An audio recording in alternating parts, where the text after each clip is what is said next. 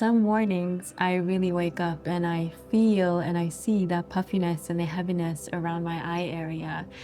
So I've been focusing on slowing down lately and coming back to my Gua Sha ritual that really helps to soften that puffiness and to release the tension and just help wake up my face a little bit in the morning. So you are welcome to join me.